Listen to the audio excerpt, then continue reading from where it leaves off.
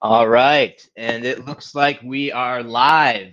First off, want to thank everyone for taking time out of their busy schedules to sit down and learn a little bit more about Studio Webcast. So, very brief meeting. Just want to get you familiar with some of the first of all, familiar with the platform, features, advanced capabilities that are unique to Studio Webcast, but ultimately get you excited about utilizing the platform. So at the end of the day, if you're not excited about utilizing the platform, more than likely you're not going to use it. So let's jump into some housekeeping items here. Um, so first off, I wanted to kind of point out something that's really important to organizations these days. I talk to a lot of communications professionals, and they're not really having challenges with communicating their content. They might be doing it through traditional email, newsletters, blogs, but it's not the common challenge that they have is they want to have a more dynamic and engaging experience. So that kind of points out to my first point here. I want you to notice the end user console, fully branded, very interactive, engaging. As you can see, we incorporated the Archidon logo there, the red and the white colors, and we can do this for you too. And what's cool is we don't necessarily have to have this as a static platform. As your logo may change or any type of console you want to incorporate, it's very customizable, and we can do that for you. So your first event may not necessarily be the same as the next event. Also wanted to point out the widgets here to the right. So you can see our chat feed here. It looks like some people are already communicating through the chat, which is great. So I definitely want to keep this very interactive. So if you can, submit questions, I'll be sure to look down and check and see if there's anything I can address in the moment. If not, I want you to take notice of the agenda piece as well. We've also incorporated a handout section and then a Q&A. If you're not comfortable with submitting a question through the chat, you can submit it to me personally, and I can get to it at a later date. So what I'd like to do now is get into our agenda for today. So there's some stuff we definitely want to cover. Technology overview first. So what's great about that, there's some great new features, like I said, unique to Studio Webcast we'd like to go over with you. Advanced capabilities that we're really excited about. Then we're going to go into some stuff like what's my favorite. I'm going to bring in a colleague of mine and ask him, what's his favorite? How was the experience joining the webcast? Then we're going to get into some roadmap items down the road. What's not necessarily here, but we do expect getting there in the future. So what's great about this platform in Archidon as an organization, we're not happy with maintaining the status quo. So we're always looking to evolve and make technical advancements because really that's the name of the game. And then at the end, we'll jump into my phone conference and we can kind of talk about addressing any questions or any clarifications you might need. So let's first jump into some of the technology benefits of Studio Webcast. So WebRTC, web real-time communications, is actually in the family of HTML5. And really all you need to understand about HTML5 is essentially the capability to stream media through your browser. So now, why this is important, not only to you, but your IT folks are going to have a handle on this as well. The prior media that was used was Adobe Flash, and if not, you're aware that Adobe Flash is actually going away. They're ending support. So a lot of organizations I talk to, this is a very important selling point to kind of get ahead of the curve. So when that support does come, they're in good shape to operate as normal. Let's go on to the next piece here. Video, definitely video in this day and age with millennials is very important. I mean, look at your day-to-day basis, how you take in information. You're probably on your Facebook, your YouTube or Twitter, anything like that. What always catches your eyes is not only the text, but the video. And we've definitely had some great technological advancements in this space that we can provide that video in a more dynamic and exciting way.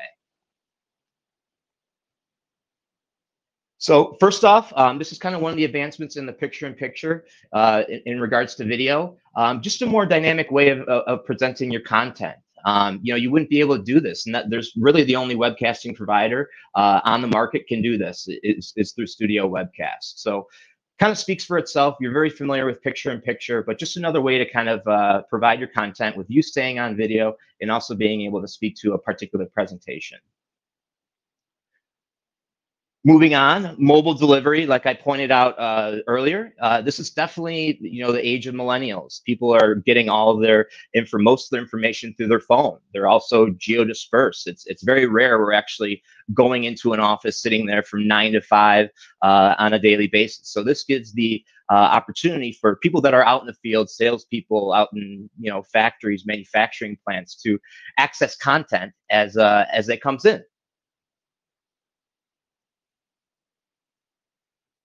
Pre-recorded video, or excuse me, video conferencing. So it's definitely like you're seeing a common theme here: the importance of video, and a lot of organizations need help kind of pushing into that realm.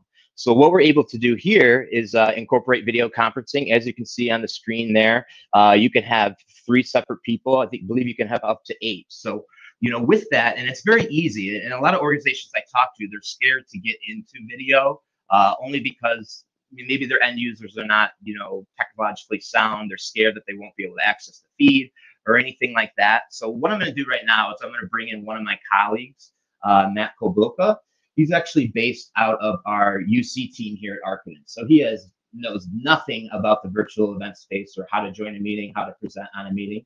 So with that, I will bring in Matt. Hey.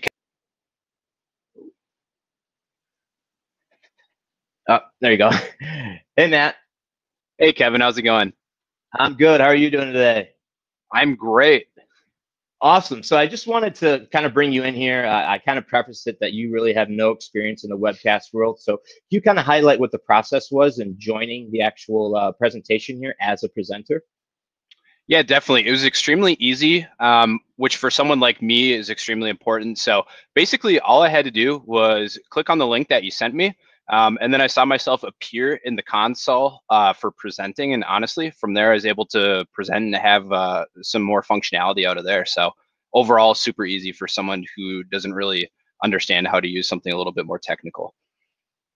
Great.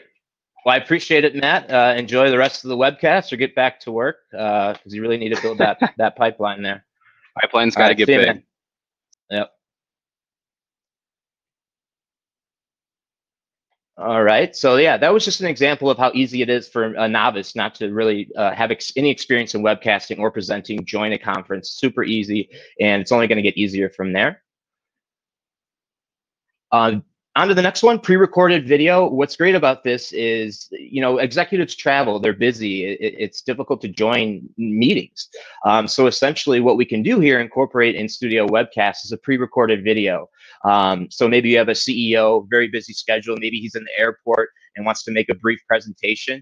He has that capability to record that on his phone, and we can incorporate that into the video presentation. Maybe it's a whiteboard session. Maybe it's a demonstration on a particular product. So a lot of people are incorporating that into, if they're not really kind of keen on the live video yet, I think this is definitely a baby step in the right direction to kind of move them in that right direction there. With that pre-recorded video, I kind of wanted to give you an example of that. So I'm going to bring in Sean, one of my colleagues. So this is a pre-recorded video of Sean in the past to kind of give you the experience of how we can kind of incorporate this and have it be a smooth transition.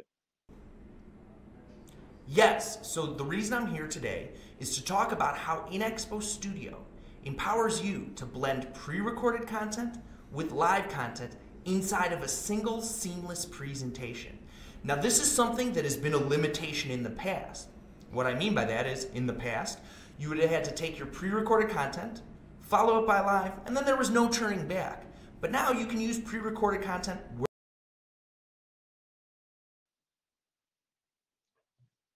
All right. Thanks, Sean. I appreciate it.